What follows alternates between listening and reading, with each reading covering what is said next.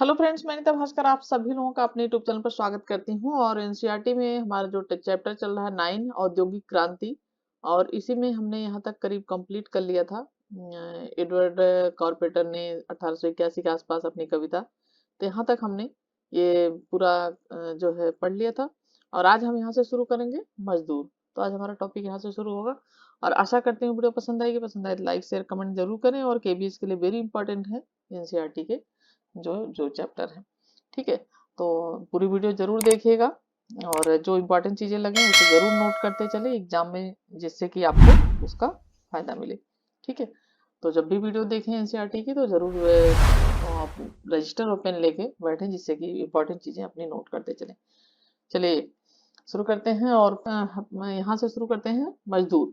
ठीक है, तो यहाँ पे देखें, पढ़ते हैं 1842 में किए गए एक सर्वेक्षण से यह पता चला कि वेतनभोगी मजदूरों यानी कामगार जो थे, उनके जीवन की जो औसत अवधि थी, ठीक है, जो औसत था, शहरों में रहने वाले अन्य किसी भी सामाजिक समूह के जीवन काल से कम थी।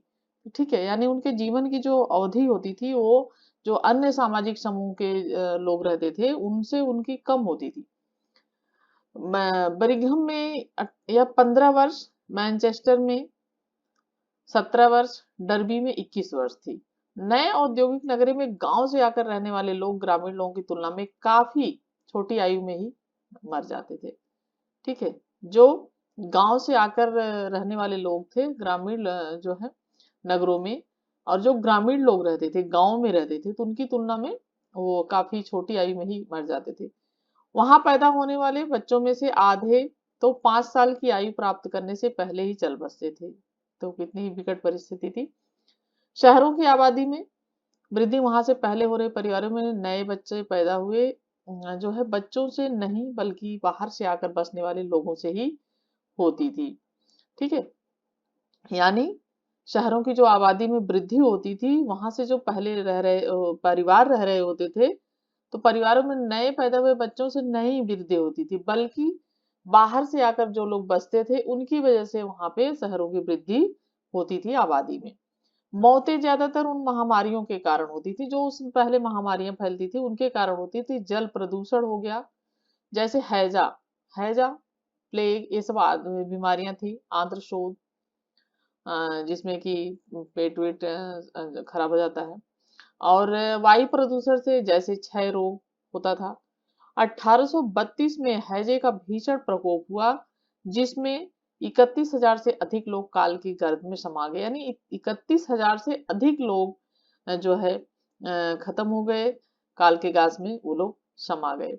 ठीक है, हैजा, जिसमें कि उल्टी दस्त आदि लगता था और फिर वो ठीक ही नहीं होता था और लोग खत्म हो जाते थे, ना ही इतनी सुविधाएं होती थी दवाइयों आदि की।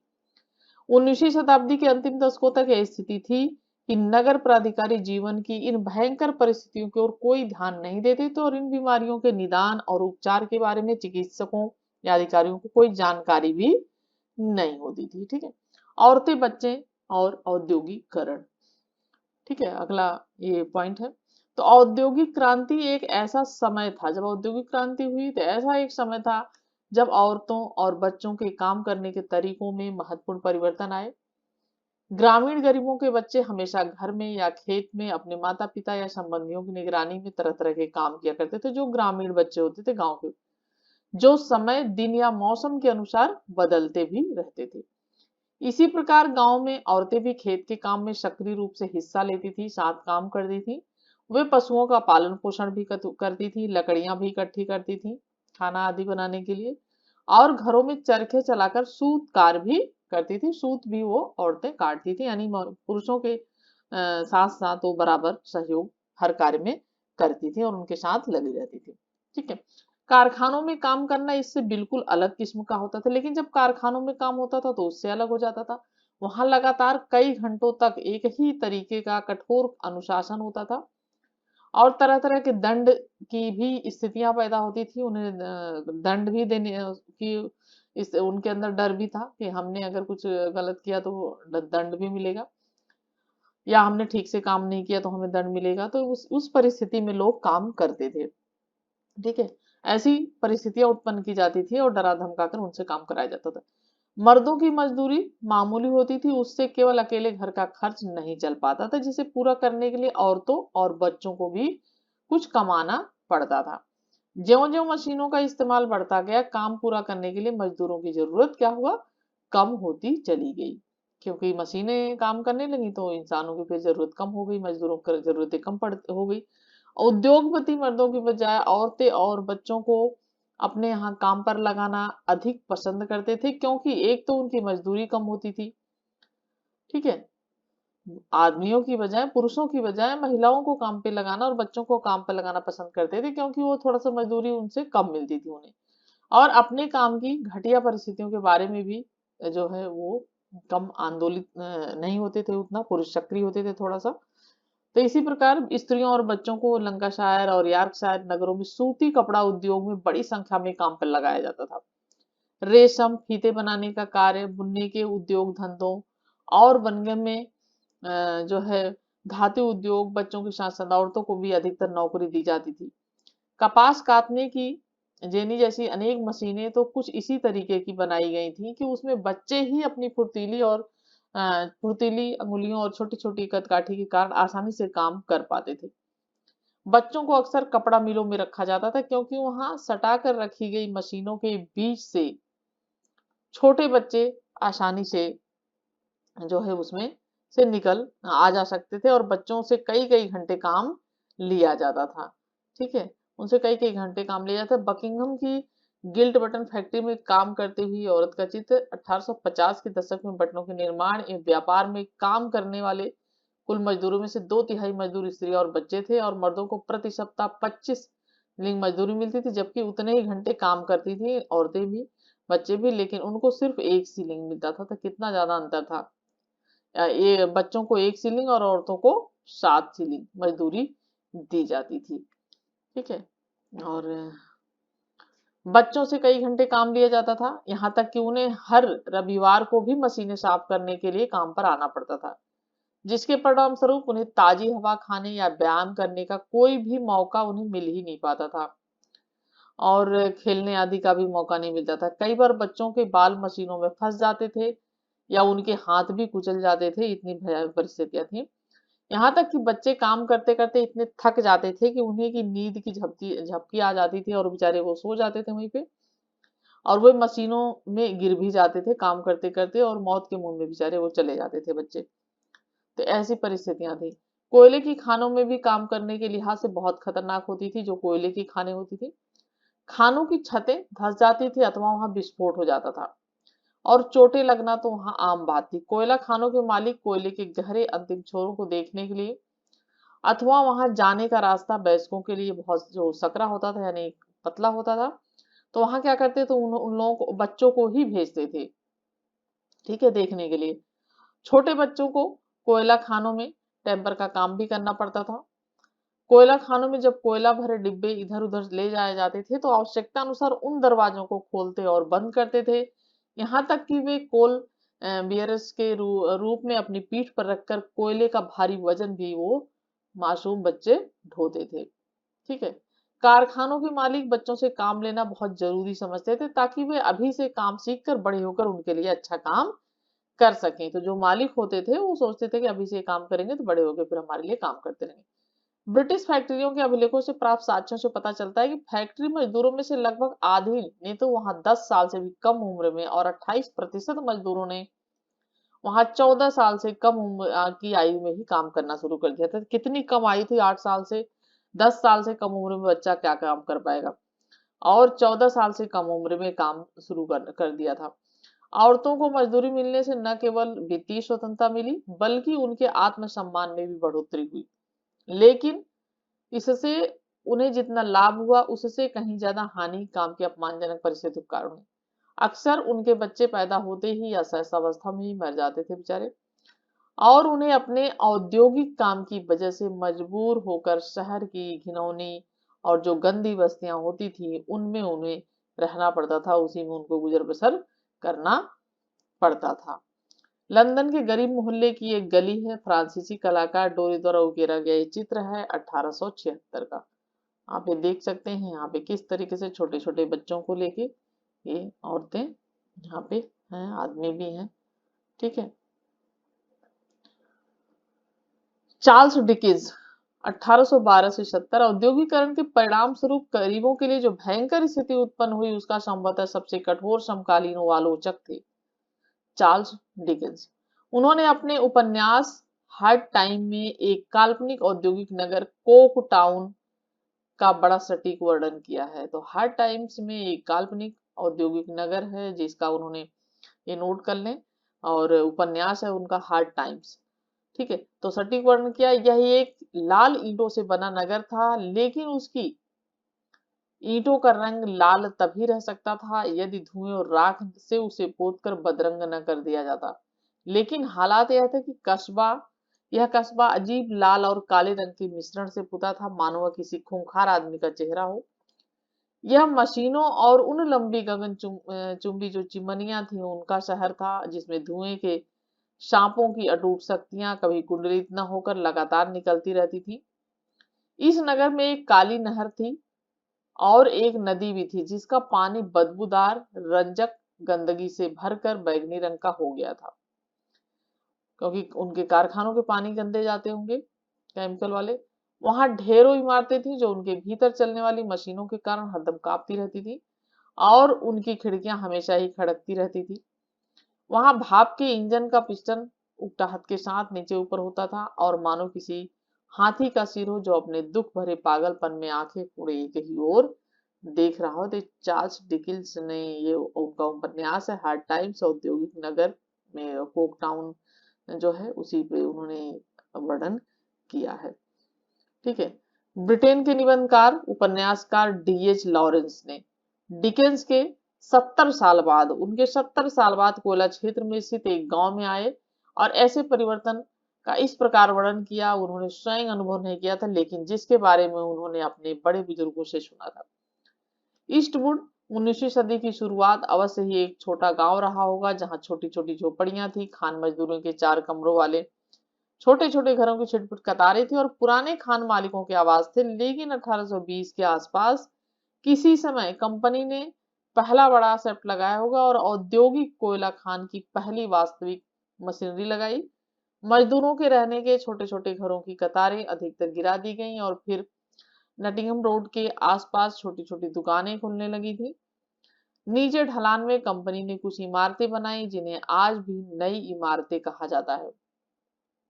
भट्टी काली गली में खुलने वाली छोटे छोटे 4 कमरों वाले घरों की कतारें जिनकी पीठ चौकोर निर्जन स्थल की ओर थी, बेरकों के बाड़े की तरह बंद कर दी गई। बड़ा अजीब लगता है यह सब। यह है निबंधकार उपन्यासकार डॉक्टर डीएच लॉरेंस। ठीक है। और विरोध आंदोलन। ठीक है। अगला पॉइंट है, तो औद्योगिकरण के प्रारंभिक दशकों का समय वही था जब फ्रांसीसी क्रांति 1789 से 94 द्वारा उदित नए नए राजनीतिक विचारों का प्रचार प्रसार हो रहा था।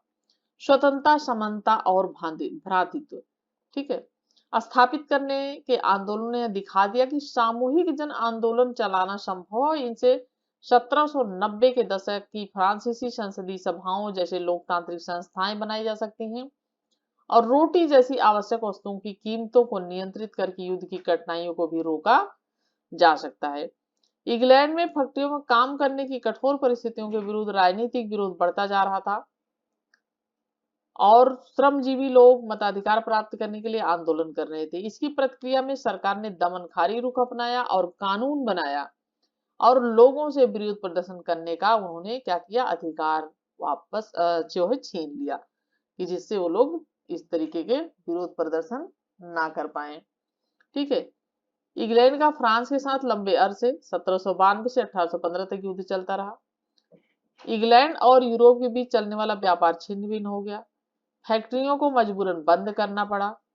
बेरोजगारी में बढ़ती हुई रोटी, मांस जैसे आवश्यक खाद्य पदार्थों की कीमतें औसत मजदूरी स्तर से कहीं ज्यादा बढ़ गई थी, यानी जो रेट था उसका वो अधिक बढ़ गया।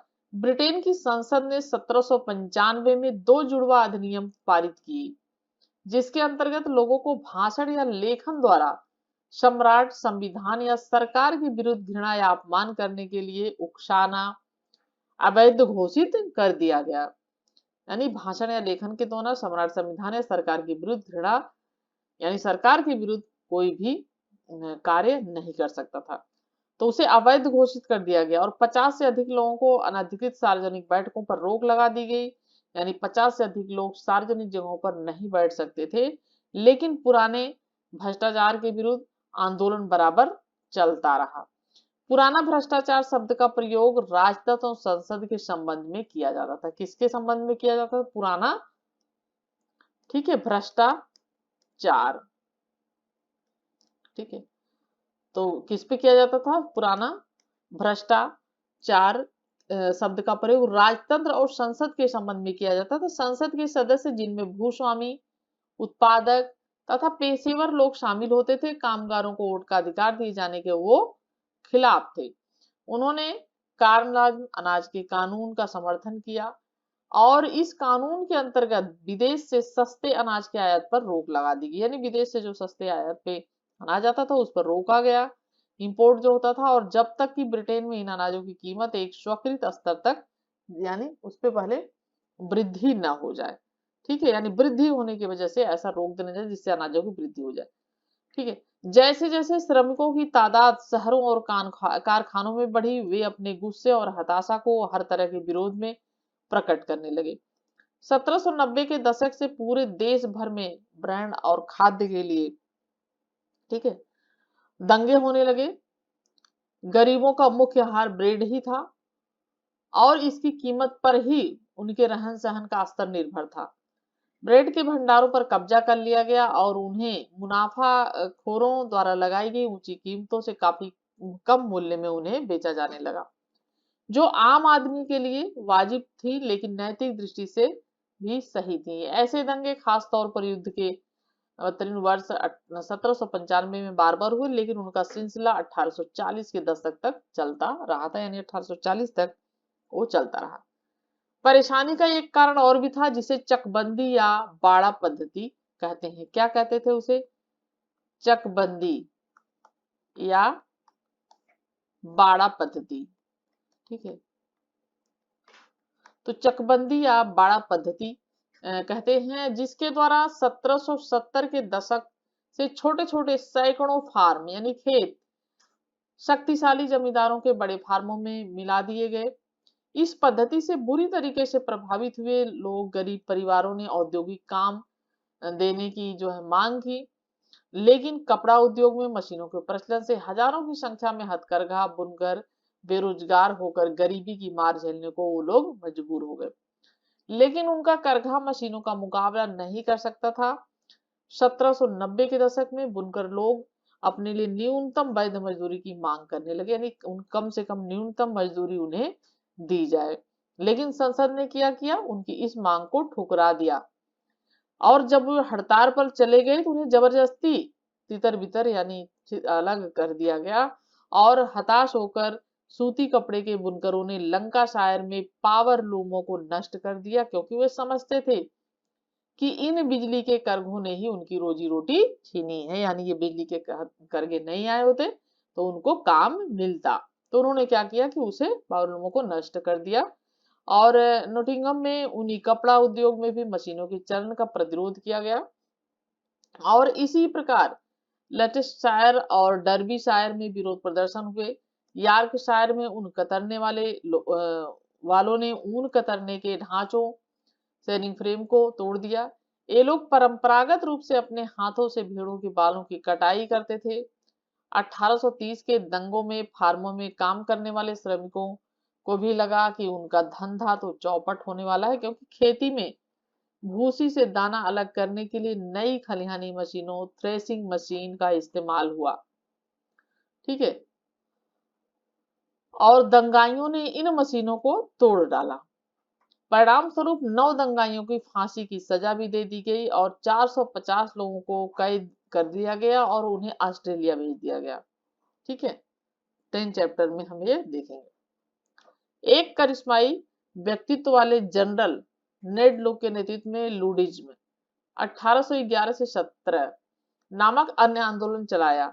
यह एक अन्य किस्म के विरोध प्रदर्शन का उदाहरण था। लुडिज्म के अनुयायी मशीनों की तोड़फोड़ में विश्वास नहीं करते थे, बल्कि न्यूनतम मजदूरी, नारी एवं बाल श्रम पर नियंत्रण, मशीनों के आविष्कार से बेरोजगार हुए लोगों के लिए काम और मजदूरी तौर पर अपनी मांगे पेश करने के लिए मजदूर संघ, ट्रेड यूनियन बनाने के अधिकार की भी मांग करते थे। औद्योगिकरण के प्रारंभिक वर्षों में श्रमजीवियों के पास उन कठोर कार्रवाइयों जिनसे उनके जीवन में फेरबदल हो रही थी के खिलाफ अपना गुस्सा जाहिर करने के लिए न तो वोट देने का अधिकार था और न ही कानूनी तरीका। अगस्त 1819 में 80,000 लोग अपने लिए लोकतांत्रिक अधिकारों अर्थात राजनीतिक संगठन बनाने, सार्वजनिक सभाएं करने और प्रेस की स्वतंत्रता के अधिकारों की काम करने के लिए मैनचेस्टर में सेंट पीटर्स मैदान में शांति पूर्वक इकट्ठे हुए। किस मैदान में? सेंट पीटर्स, मैनचेस्टर में। और उनका बर्बरता पूर्वक उनका दमन भी कर दिया गया। इसे पीटर लू के नरसंहार के नाम से भी जाना जाता है। किस नरसंहार के नाम से जाना जाता है? पीटर लू के, जो है एग्जाम ऑफ पॉइंट से बहुत इंपॉर्टेंट है, पीटर लू। तो उसे पीटर लू के नरसंहार के नाम से जाना जाता है। उन्होंने जिन अधिकारों की मांग की थी उन्हें उसी वर्ष संसद द्वारा पारित 6 अधिनियमों द्वारा नकार दिया गया। इन अधिनियमों के द्वारा उन राजनीतिक कार्यकलापों पर रोक बढ़ा दी गई। इस रोक की शुरुआत 1795 के 2 जुड़वा अधिनियमों के तहत की गई, परंतु इससे कुछ लाभ भी हुए। पीटर लू के बाद ब्रिटिश संसद के निचले सदन हाउस ऑफ कॉमन्स को अधिक प्रतिनिधित्वकारी बनाए जाने की आवश्यकता। ठीक है, ब्रिटिश संसद निचले सदन जो था हाउस ऑफ कॉमन्स सदन का नाम था, और तो हाउस ऑफ कॉमन्स के अधिक प्रतिनिधित्वकारी बनाए जाने की आवश्यकता उदारवादी राजनीतिक दलों द्वारा महसूस की गई और जुड़वा अधिनियमों को 1824 से 25 में जो 1824-25 में निरस्त कर दिया गया। इस शब्द को वाटरलू शब्द से मेल खाते हुए बनाया गया था और 1815 में वाटरलू में फ्रांसीसी सेना पराजित हुई।